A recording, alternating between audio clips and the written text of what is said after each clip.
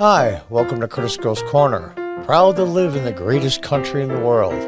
Unfiltered opinions, no PC discussion here. Agree, disagree, hate it, love it, it's all good. Sit back and enjoy some unfiltered commentary. We discuss politics, culture, interviews, and more. Your comments are always welcome. Please help the channel by hitting that subscribe button. Doesn't cost a thing. And as always, thanks for your support.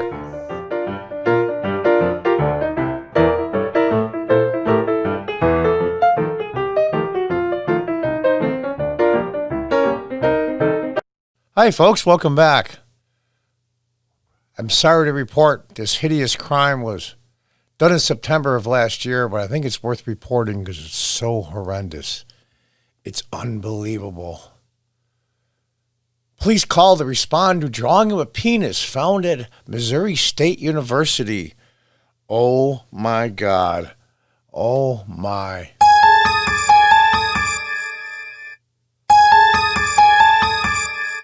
Sorry, I had to do that.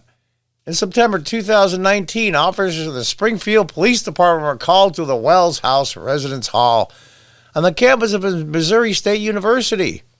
According to a report filed by campus safety officer John Matthews, police, campus officials, and resident assistants met in the lobby before they were escorted to the fourth floor crime scene.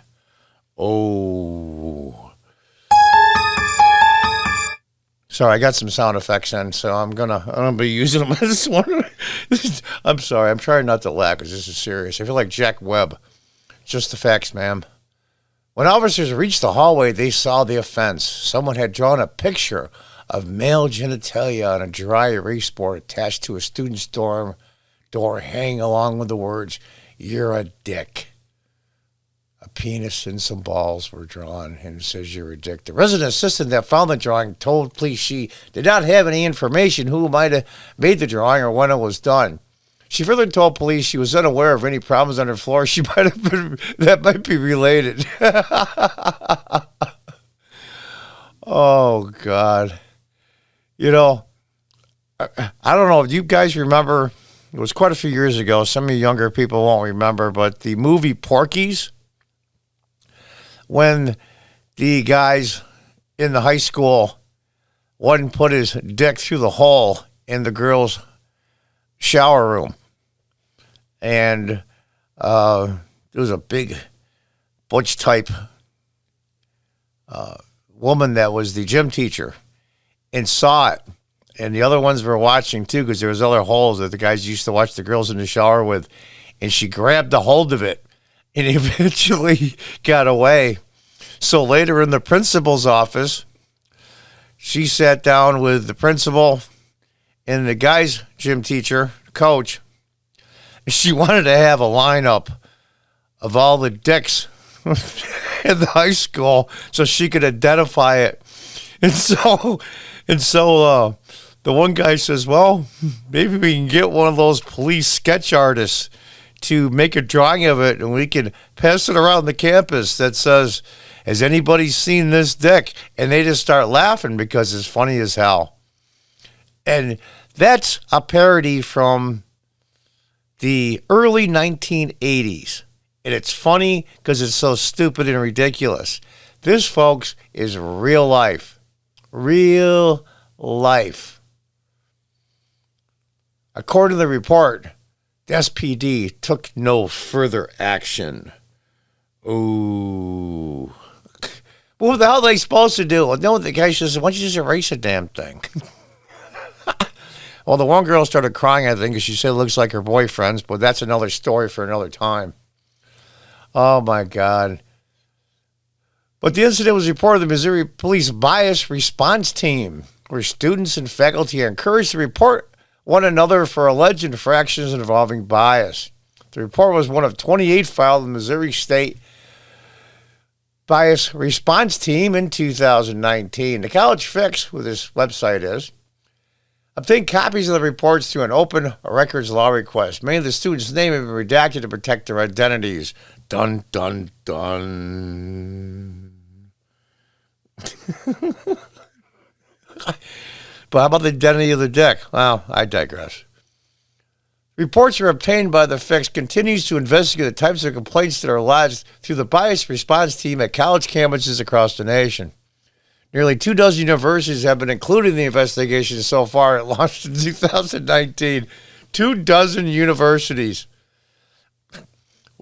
I don't know if this is the same dick story or what, but according to the school's bias response website, actions may be taken against those who demonstrate bias against persons or groups because of ability, race, color, gender identity, ethnicity, religion, faith, national origin, political orientation. I bet you they don't do anything about, they can make fun of conservative students, or sexual orientation. But those actions fall short of the more formal Title IX harassment process. Yeah, thanks, President Obama, where they ruin young men's lives all over the country with this Title IX bullshit, where you can have somebody accuse a young male of a sexual assault with no witnesses and no evidence. And he's expelled from school. He can't even get a lawyer. He's before these tribunals.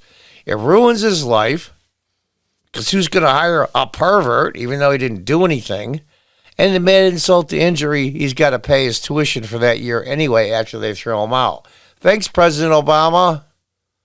According to the website, a campus community member accused of bias may be subject to a number of voluntary interventions.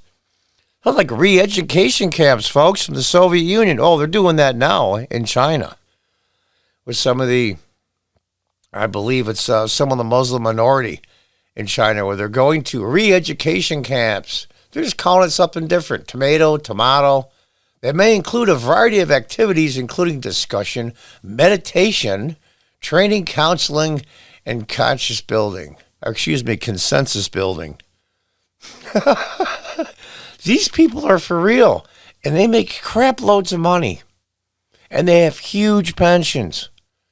Of course, I live in upstate New York, so I don't have to pay the ridiculous taxes into the pension system, but if I was in that state, I would be madder than hell. A university spokesman told the Fix that the BRT was created in 2016 and it has no operating budget. Oh, so they are all volunteers? On 1 February 2019 incident, a university employee riding the Bear Line bus shuttle overheard a driver on the bus radio report, a little Oriental girl is waiting at the stop to go to Bear Park North. Oh, my God. Oh, my God. The employee noted that the comment didn't come from the driver of the bus she was riding, but it sounded like an older male radioing in from another bus. His tone wasn't mean-spirited. I don't think he meant anything negative by it, reported the employee. But training on current, respectful versus outdated, inappropriate language seems needed. He's trying to describe her. If she only had one arm, he would have said there's a one-armed girl standing waiting for the bus. He's trying to tell them there's a girl there waiting for him. If she was black, he would have said black. If she was white with red hair, he would have said a white girl with red hair. Jesus Christ. Inappropriate language seems needed. Even though Bear Line drivers aren't MSU employees, they represent the university and interact with students, staff, and community members on a daily basis, the faculty member wrote. Overwhelmingly, I've had a positive experience with friendly Bear Line drivers, she said, adding, but this experience concerns me. There was a gap in knowledge of what language is appropriate to refer to students or just people in general. Jesus! You got to be kidding me. Got to be kidding me. These folks are cranking out, and this is all over the country. They are cranking out young people. Young people by the hundreds of thousands. They're making them weak-minded, weak-willed, scared little twerps. Then they send them out in the real world where they get chewed up. No wonder they're pissed off and protesting.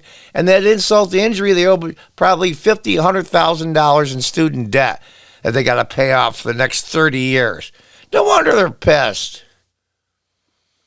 I think there's an opportunity for diversity and inclusion training to continue to facilitate an inclusive and welcoming campus, she wrote. Jesus. In September, university safety was called when a whiteboard in Wells House was found that read, "Hi, Shabbat Shalom. Allah Akbar. Well, obviously, I'm not big on Hebrew, but it's a Jewish saying as well. We all know what Allah Akbar means. The area safety coordinator knocked on the door several times, but did not detect any movement inside the door. Ooh.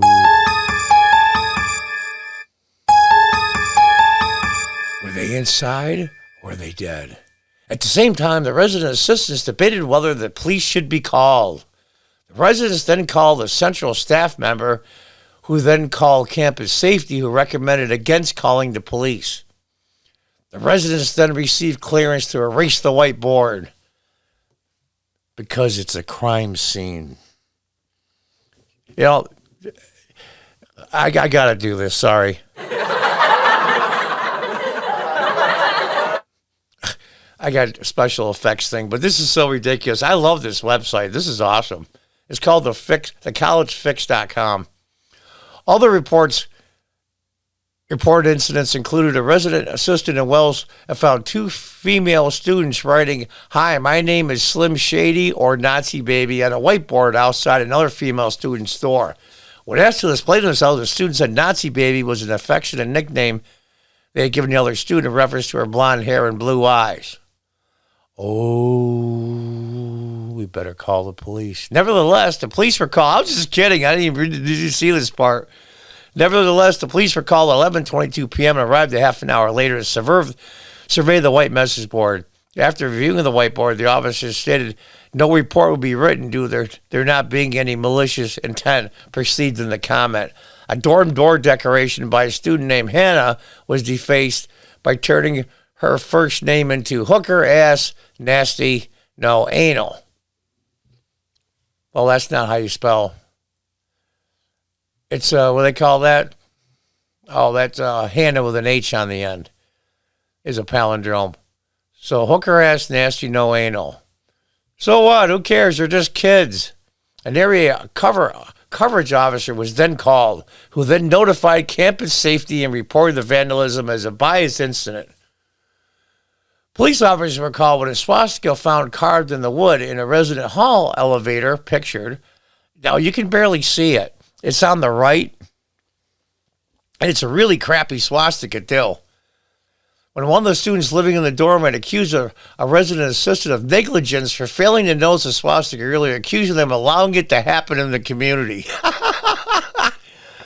I mean, there's a scribble on the left, and it's basically a scribble on the right. If you look real close, it's a really crappy version of a swastika. And then the person got in trouble for allowing it to happen and not noticing it. Folks, these are people that are training our young people to go out in the real world. And Missouri, of all places. I would expect this in L.A. or Seattle or San Francisco or New York City. Let's read on. 2 resident assistants in Friedenberger Hall were doing their rounds when they saw a bulletin board display that invited students to write what identities they are thankful for. One of the leads, a student had written that they were thankful for being a dyke. University safety officer was then called. Oh my God. What are they going to do? A student called a campus administrative office with a question about graduation. But when the administrator asked for her contact information so she could get back to her with an answer, the student yelled, "Are you speaking English at all?" and hung up. The student then called back, but realizing she had gotten the same administrator, she hung up once again. The administrator then reported the student to both their supervisor and a biased response team. It's hard to believe that someone about to graduate from Missouri State would make such a statement, the administrator wrote in the complaint. Jesus Christ. Make me swear. This is what's going on, folks. So when you see these morons protesting, yeah, you know what? I'd be pissed off too. Put me $50,000, $100,000 in debt. Give me actual zero skills to survive in the real world. Make me into a spineless milquetoast wimp that's scared of every little thing, and then throw us out in the real world and blame it on somebody else. These morons make huge salaries with all kinds of bennies. They can retire in their 50s and get free health insurance for the rest of their life, which is 30, 40 more years plus their pension. And they're not the bad guys? Jesus. Anyway, folks, I'm going to be doing another story here from the College Fix that you're not going to believe, which is upstate New York here where I live, at Cornell, a very prestigious university. Well, until that episode, take care, folks. Goodbye and good luck, especially you college students.